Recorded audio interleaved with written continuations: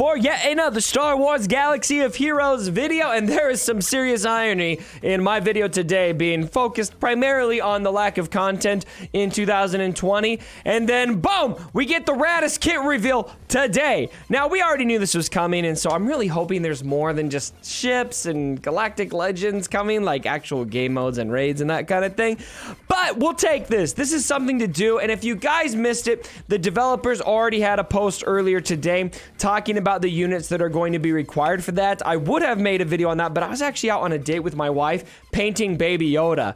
Yeah, true story. I'll show that on my stream here in just a bit. By the time you guys are done watching this video, I'll be ramping up to do my Grand Arena stream. But I did want to do a quick kit reveal video, live reaction to this kit. I have not looked at it. All that I know is that I'm happy and sad at the same time that it's going to be Haldo piloting the ship. Happy because I got Haldo. I got her covered, you know, no worries on Haldo. But I just wanted General Leia to come to the game, and it would have made sense for her to pilot it too. So anyway, we've got the Raddus here. It makes me wonder if the finalizer kit reveal is coming this week as well. And you can see some recommended synergies here. Includes the Ebon Hawk, Lando's Falcon, Ahsoka Tano, Hound's Tooth. It's just like all over the place, and so similar to what we saw with the Galactic, or with a lot of these new Resistance and First Order characters, where they're just putting placeholders in there, like General Kenobi. This seems to lend itself towards more ships coming. Kind of remains to be seen on exactly what that is. But some highlights here that they give about this are that it destroys enemy capital ships with the Haldo maneuver. So we're gonna have the hyperspace ram. All right, is anyone triggered by that? I'm not. I think that's awesome. Strong synergies with resistance ships, even though we've recommended like no resistance ships here, which again I think is just because we're gonna have new ones. Grants resistance allies robust survivability with a deflector shield. All right, let's check this out. So here we go. We got some animations. Ace maneuver here is the basic ability. All right, and it says final text: target ally gains 20% turn meter. Foresight. Look at this. Is that what planet is that? Some lore experts tell me. Is that the what was that planet's name at the end of Rise of Skywalker? Oh my gosh, I've already forgot it. Oh my gosh, Cubs, you're not even a real fan. Get out of here, dude. What are you even doing in this? Okay, so final text: target ally gains 20% turn meter. Foresight for 2 turns. Love to see it, and they're called to assist, of course. If the assisting ally is resistance, expose the target enemy for 2 turns. Resistance loves expose. It's just like the main jive of the resistance all over the place. Expose galore. Expose the enemy for 2 turns, which can't be evaded or resisted. All right, you love to see it. Recharge deflectors. Let's look at the animation here. Okay, that's pretty cool. That's unique. I like that. That's a cooldown of 3. Final text: target ally gains tenacity up and deflector shield for 2 turns and 50% turn meter. So I wonder when you hit this deflector shield when you're shooting the ship, if your blasters will arc in space. That's the real question here if we're going true to Last Jedi, right? And then the deflector shield appears to be a new buff. We don't have an icon for that, but it says at the start of the turn, recover 25% protection, double for resistance allies. Wow, so 50% protection gain for resistance. That's great. And gain foresight for 2 turns. Can't be copied. All right, excellent. And then we got Outlast. Let's look at this animation. Okay, pretty similar. It's a cooldown of 4. Dispel all debuffs on all allies. All allies gain protection up 20% for 2 turns and then recover 50% protection. Wow! Everybody recovers 50% protection. Wow, okay. All allies gain protection up 20% for 2 turns, recover 50% protection. And so 70%. So 50% protection recovery. So if you've lost protection, 50% back. Plus an additional 20% protection up. All right, that's how that reads. And gain 20% turn meter. All resistance allies gain deflector shield for 2 turns, which will go back. So I wonder if that doubles up. So another 50% protection. It's recovery. So basically, resistance allies are just going to be taken care of. All right, let's see the ultimate Haldo maneuver. No way. No way. Oh!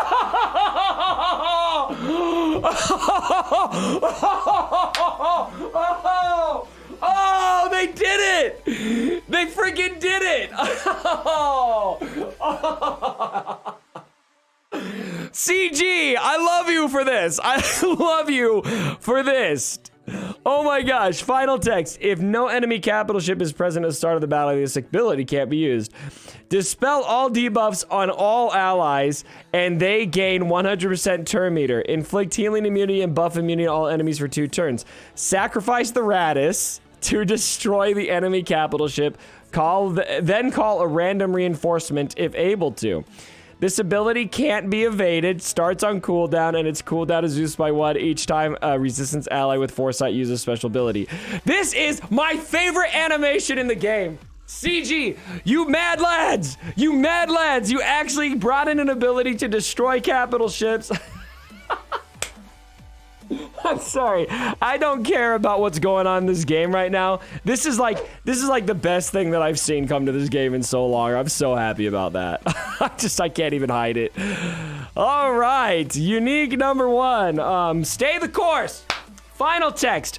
Resistance allies deal 40% more damage and have plus 75% protection. Wow. So 75% max protection. They're going to be tanky.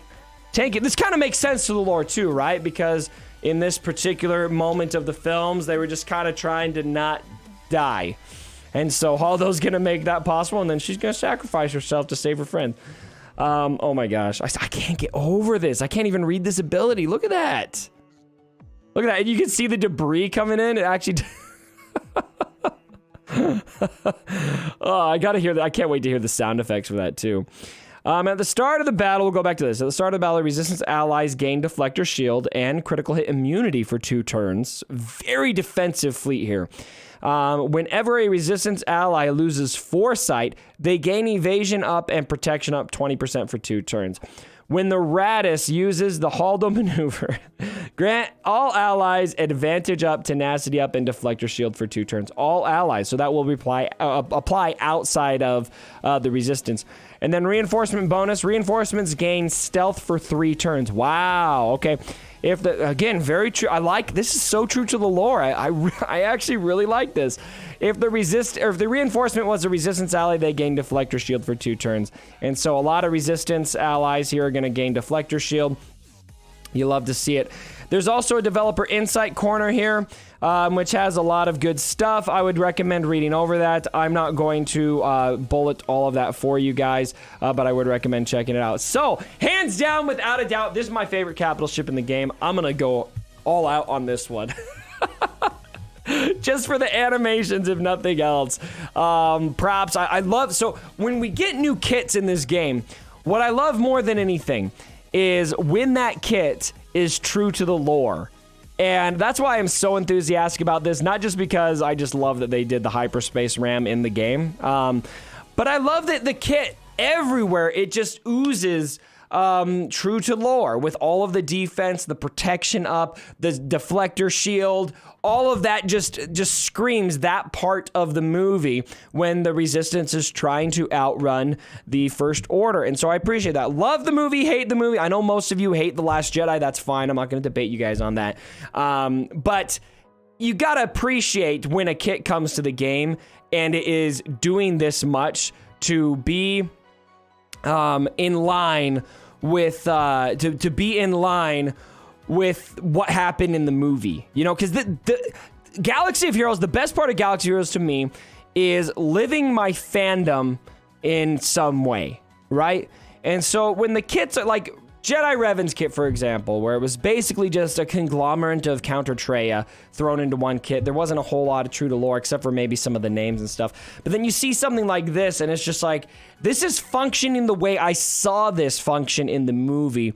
I connect a lot more with those units, and so I'm going to give CG mad props on this one. I'm amped about this ship. I think it's great.